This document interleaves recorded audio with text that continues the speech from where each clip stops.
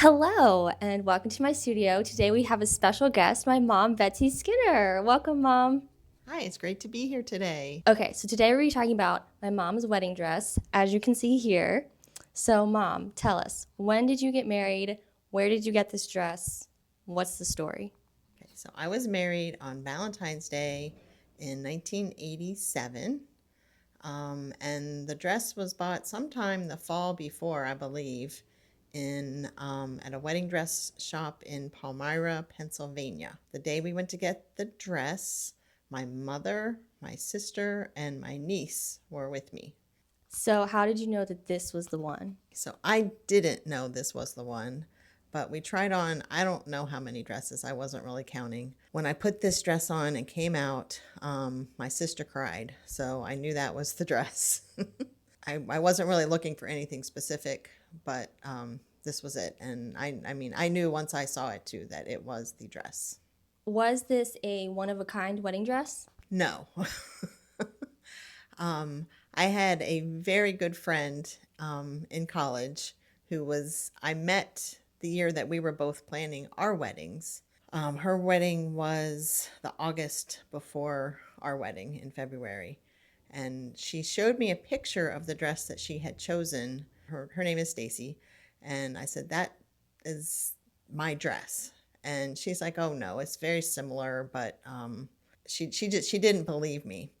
And then when I went to her wedding in New York, went up, we got there the day before the wedding, went in, and I saw the dress, and I said, Stacy, that is my dress. And she still didn't believe me. She didn't believe me until she came to our wedding in February.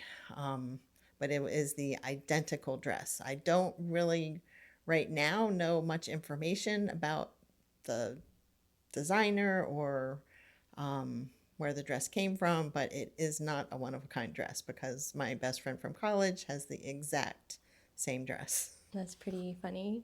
That means you were good friends. Yes. Yes, she wore a hat and I wore a veil.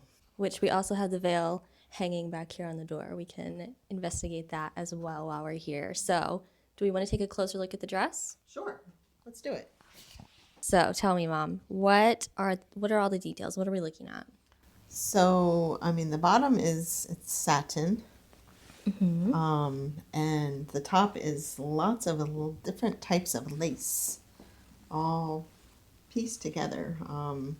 There's a beautiful lace window on the teardrop window Uh-huh. on the sleeve, and lots of what do you call these appliques, maybe? Yeah.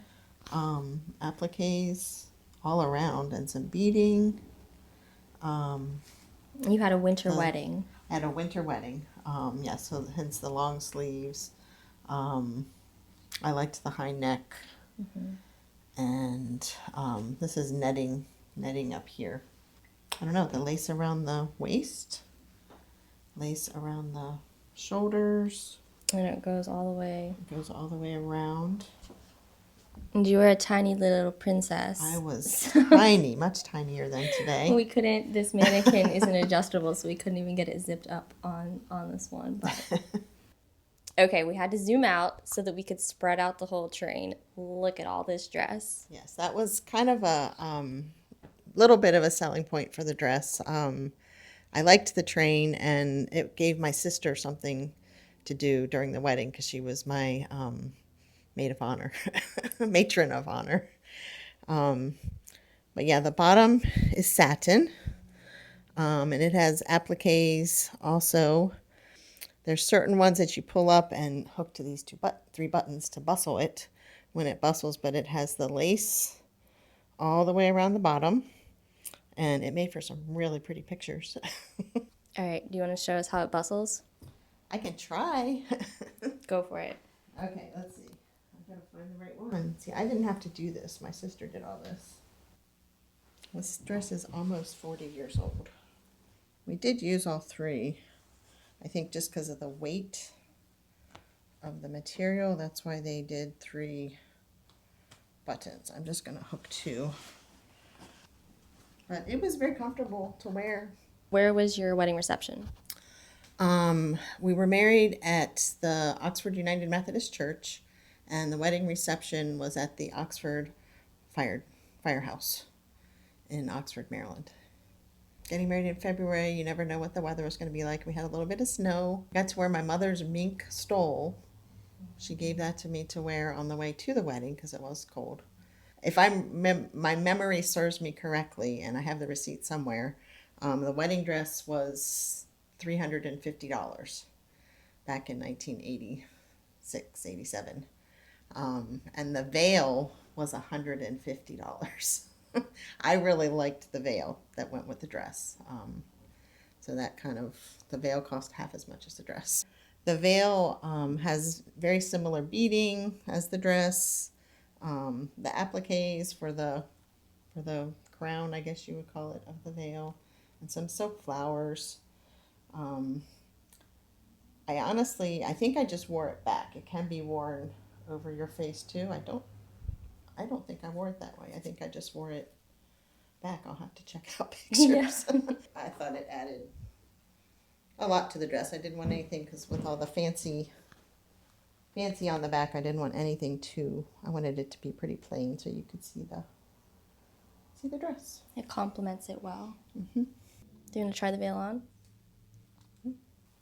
Has a little comb in the top of it. I guess it's stuck in my head.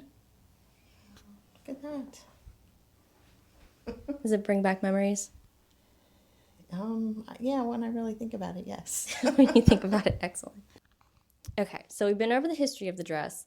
What's next for it? The dress has been in storage for almost 40 years, and I have offered it to my girls to do with whatever they please. And so Laura is going to be creative and design something beautiful for her sister to use at some point during her wedding festivities. I'm very excited to get the dress out into the world again and make it useful. I'm excited to see what we make. We have Rebecca helping us with some brainstorming to come up with ideas for what she might like to see done with the dress for her wedding. So I'm excited. Me too. So, Me too. alrighty. Thanks so much for joining me today, Mom. And yeah, any final thoughts? I just can't wait to see what's next. Me too. All right. Bye.